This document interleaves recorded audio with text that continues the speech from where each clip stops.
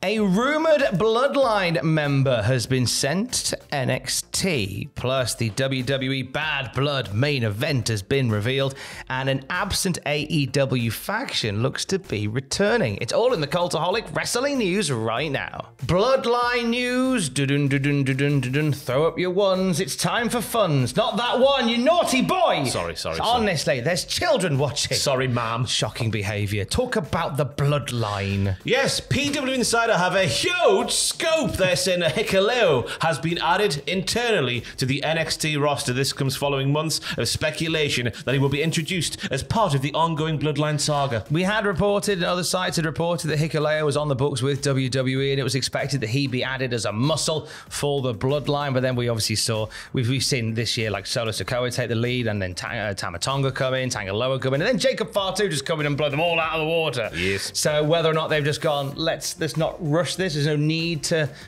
expedite Hikuleo into the Bloodline. I think it's a fed herring, as Jack likes to call him on the podcast every single week. I think they're playing a little bit of a silly game here because, with all due respect, he is a king among kings, we all know, Tangaloa. How can Tangaloa get to straight be in the main roster and on the Bloodline, all that sort of thing, when he's not really set the world on fire? How bad must Hikuleo be as a wrestler is the question I'm asking. If Tangaloa gets to go to the main roster and Hikuleo is sent to the BL Performance Center. Well, I think maybe Tangaloa is an anomaly. He's somehow someone that's learned how to fall upwards.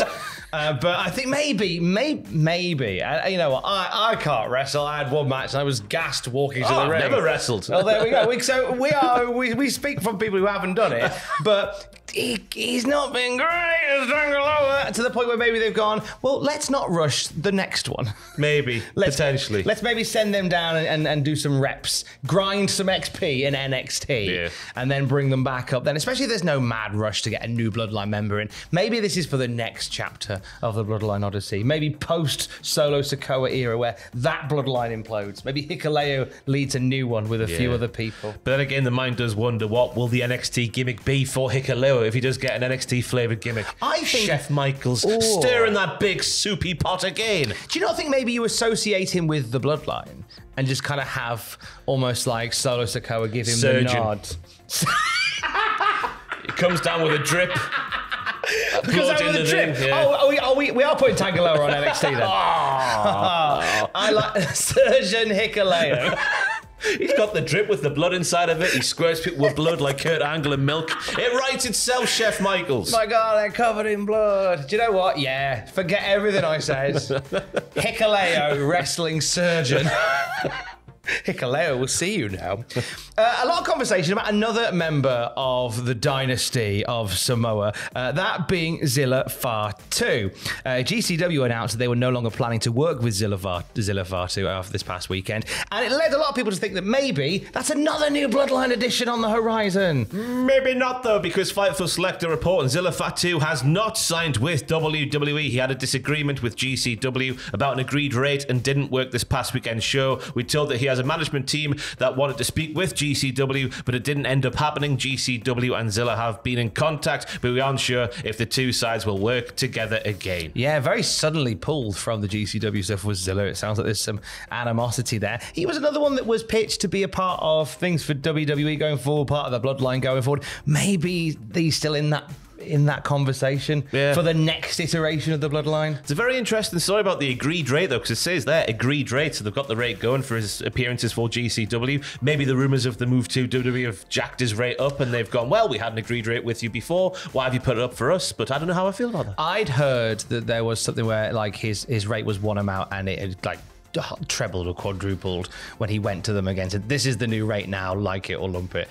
So you know, it's like the price of a meal deal at Tesco's. It's like the society controls the narrative. Don't on that get one. me started, Tom. Zilla Fatu has essentially become an overpriced meal deal for GCW. You know, one of the ones that maybe like, not so much with a sandwich, one of the bao One of buns. the wraps or something. Or a wrap, actually. A half-quarter filled wrap. Who wants that in a meal deal? A wrap, an iced coffee, and some really unnecessarily posh crisps. £3.90 without a club card. It's a disgrace. What a world we live in. I know. It's a horrible world that we live in. Let's stay in the world of wrestling. It's far nicer. later, and Bad Blood is on the horizon. 2 potential big matches that could headline that show. But which one is actually going to go on top, Ross? Let's find out now, kids. Fightful are reporting over the weekend, USA Network ran an article indicating that CM Punk versus Drew McIntyre in Hell in a Cell would be the main event of the Bad Blood PLE. However, as of the time that Cody Rhodes and Roman Reigns filmed their vignette and promo at Georgia Tech, the working plan internally was to have that match against the Bloodline close the PLE. Cody Rhodes is from the area, and WWE is having a school band play him in, as we reported yesterday. I've forgotten their name, but they're big and impressive and went viral, Tom. Yes, they did. They went viral doing Cody's theme, which is why they're making the trip from Arkansas to Georgia for the show. Yeah, Fightful report here that ends with, we're told that Roman Reigns' connection to the area also played a role in that decision. Of course, he played football there.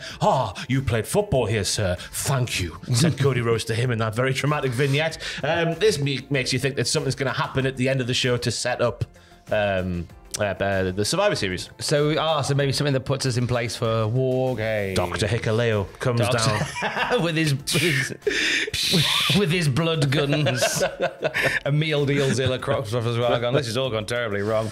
I kind of thought that Punk and Drew would have been the right choice for the main event on this occasion, because obviously it's the anniversary of Hell in a Cell, the first ever one, dead on the date. It's the show that Hell in a Cell first featured in. It's been the one of the best storylines that WWE have had going all year long.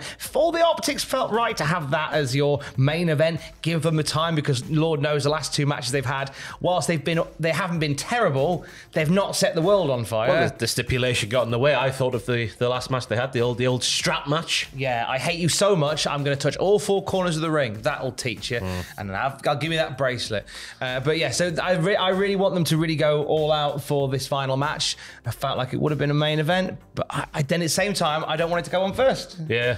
And you'd think it would do if it didn't go on last. Yeah, your main events are the first and the last in this current era. Maybe it's the penultimate. Then everyone will be knackered, won't they? Yeah, they will. Middle of the show, maybe. You cannot have 2 big ways at the end, can you, Tom? You need one spaced out. You need something, don't you? The old refractory period, Tom. Let's go there. We all know what we're talking about, don't we, kids? You need a breakwater. Shinsuke Nakamura, let's gear change to our boy Shin. Sean Ross Sapp giving us an update, because we haven't seen Nakamura on TV for a while, and Sean Ross Sapp says that he's healthy, he's fine. He's been doing overseas work with WWE on their tours. Just not being used on telly at the moment. He's just another one of these guys that is being arrested currently. Yeah, his last appearance on TV was back in April, losing to Sheamus. If there's nothing for him to do on TV, what's the point in bringing him to TV? Just have him sit there in catering. Fair enough, give him some time off. He can go and do the surfing that the internet likes to say he likes to do. It's one of those where obviously there's certain guys on the AEW roster that aren't getting used on TV, but there's also guys on the WWE roster that aren't getting used on TV, but I feel like they're for very different reasons. I feel like whereas WWE is kind of being more streamlined in their focus, I just think with AEW there's just no room at the inn. Like, do you know what I mean? Yeah, like, yeah. It just feels like there's too much going on there. So, but with WWE it feels like they're just resting them for something else. The optics feel a bit different. Yeah, I know what you mean. Yeah, that's okay. But there is a return. They won't know what you mean. No, but I know what you mean. I'm sure. I'm excited for the kicking. There we go. Right in the heart, and you're to blame. Now, meanwhile, with AEW, there is a name coming back that's been away for a while. Dralistico, LFI member and the real-life brother of Roosh. Get the hairs. Get the hairs. I love it when he says that. You sound like Becky Lynch saying it. Ross as Becky Lynch saying it. So does Roosh. It's fantastic. Dralistico hasn't competed in AEW since Full Gear last November. His return was hyped by Roosh on Twitter, sharing a video of the brothers in Mexico, and Roosh saying it was time for the LFI to return and to kick ass. Obviously, Roosh has been doing Don Callis flavoured business for a little bit, but Dralistico is returning soon after this video was aired. He was added to a special trios match to celebrate Hispanic Heritage Month, which you'll be able to watch on Collision this coming Saturday. He's teaming with the Beast Mortals and Hologram for that. What a team. I know, right? What a team. Now, an attorney at law, a new character by AEW, and the returning Dralistico. Oh, man. The Beast Mortos is the man. He really, really is. But I wonder whether we see Roosh get amongst it here and kind of lure his brother back. Of course he will. He should like the dove from above. Bring that boy down. 3 people will understand what that means. But we love all 3 of you for it. And for the latest wrestling news at any time, you can check out cultaholic.com. Stay safe. Love you. Bye. Herns.